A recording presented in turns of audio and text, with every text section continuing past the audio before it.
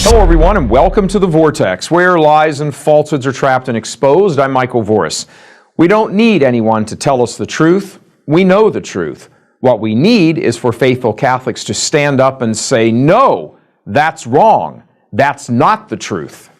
All of that is the advice from Bishop Rene Gracida, retired from the Diocese of Corpus Christi, Texas, who has been an eyewitness to the demolition of the faith during his 92 years of life.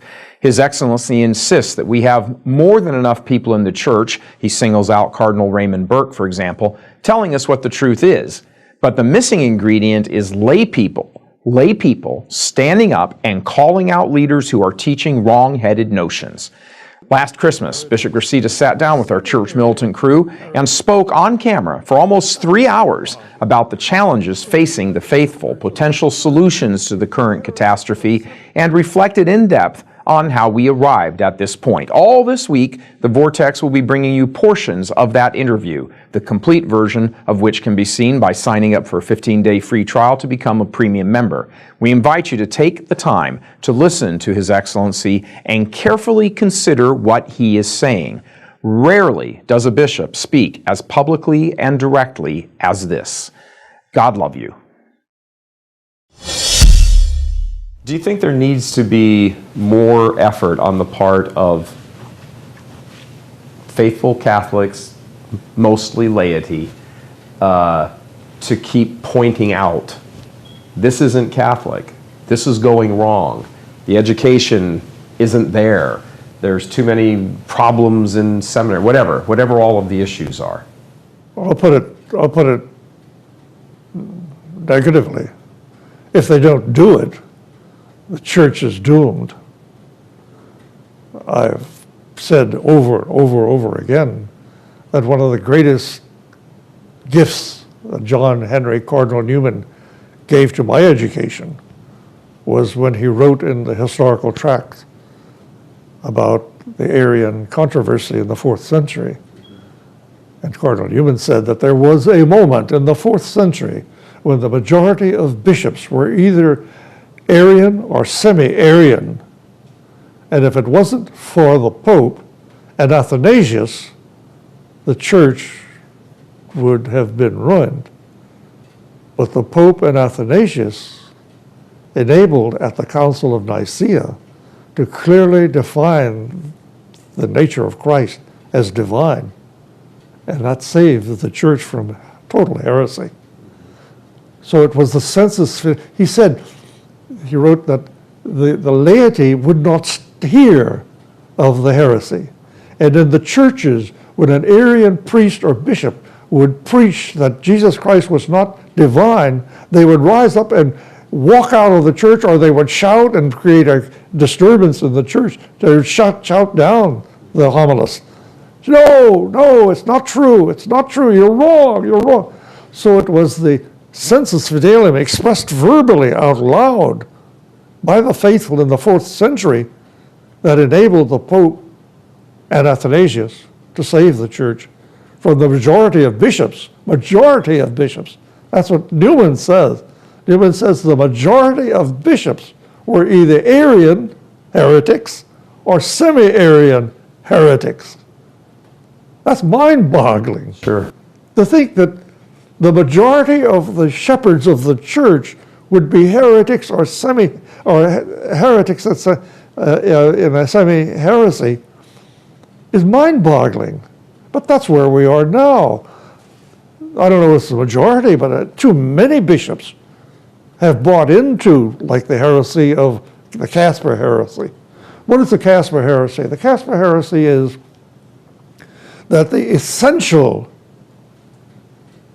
attribute of God is mercy. Yeah. Now, it's absurd. It is heretical to say that. The essential attribute of God is love. It is love that causes the three persons to be God. Father, Son, and Spirit. Not mercy. It is impossible for the Father to have mercy on the Son, or the Son to have mercy on the Holy Spirit, or the Holy Spirit to have mercy on the Father and the Son, because mercy implies sin, guilt. So, we are in a crisis now of this year of mercy. We're in a crisis that is comparable to the Arian heresy, which denied the divinity of Christ. For the Casparites to say that the essential attribute of God is mercy, not love, is an out-and-out heresy. Yeah, St. John says God is love, not God is mercy. So John says it very plainly. God is love. Doesn't say God is mercy. You got me worked up. Continue. I've already burnt my bridges. No, this is wonderful, Your Excellency, that people can hear all of this. I mean, just that one, I mean, I haven't heard it expressed that way. I mean, that's it. I mean, obviously, as soon as I hear it, I'm like, oh, duh, of course that's true. But it's important that somebody wearing a chain with a zucchetta says this is the truth.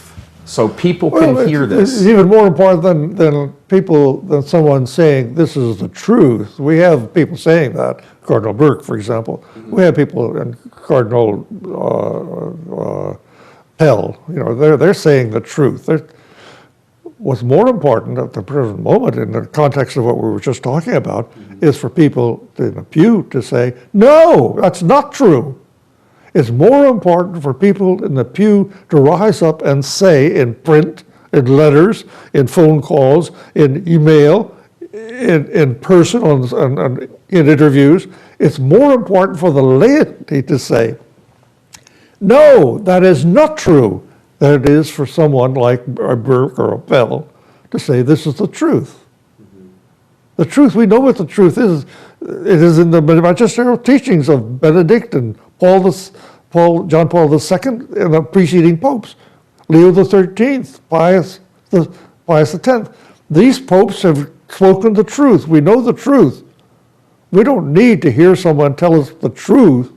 What we need to hear more and more of at the present time in the church is for laity to say, no, that's not true. That's not true. Just like in the 4th century, when those people stood up in the church in Egypt and shouted down Arius and said, no, you're wrong. He is divine. He is divine. When Anthony from the desert could come in and shout down Arius and say, I have seen him. In an apparition, when Jesus appeared to him in the desert with his hands and wounds and so forth. When Jesus appeared to that St. Anthony in the desert, he revealed himself as being divine. Sure. Okay? So Anthony could shout out in church in Alexandria or Cairo, no, you're wrong. I have seen him. He is God. That's what we have to do. Today, people to stand up in their churches and say to the priest, homilist, or to the bishop, homilist, no, you're wrong. You cannot give Holy Communion to abortionists or to abortion-promoting legislators or to divorce and remarry. You cannot do it. St. Paul says you do not feed the Eucharist to dogs. Okay, you got me worked up again. Are there enough laity who understand this to stand up and say this? We have to help them. That's what Church Militant is doing. You need to help people through the Church Militant to stand up in their pew in their churches and to shout, Father, you're wrong. That's not true. If enough people do that at Mass, when a priest says something from the pulpit, like gay marriage is okay. It's okay for two men to enter into marriage. Someone needs to stand up in the pew and say, no, you're wrong. Believe me, that'll cause an uproar. The ushers will probably come and get them and usher them out, okay? But it's still the effect has been done. The priest will know better the next time to say from the pulpit that two men can enter into marriage.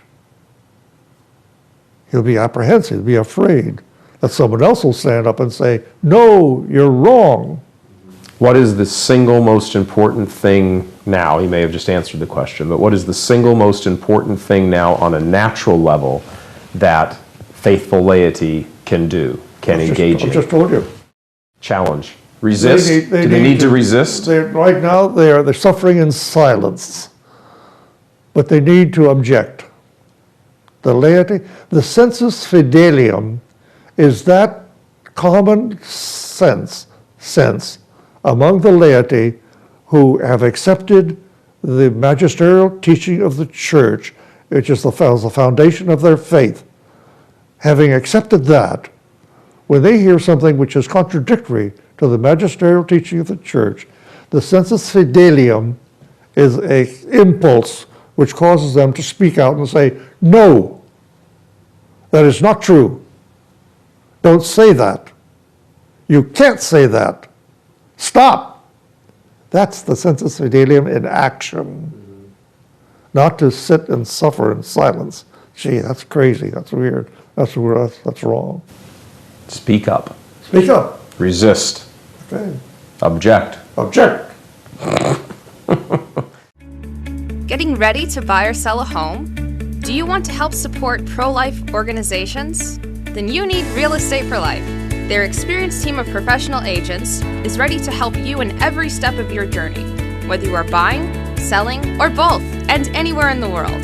On top of that, what makes Real Estate for Life so great is that with every property bought or sold through one of their agents, an average of $1,000 and sometimes much more is donated to support the culture of life.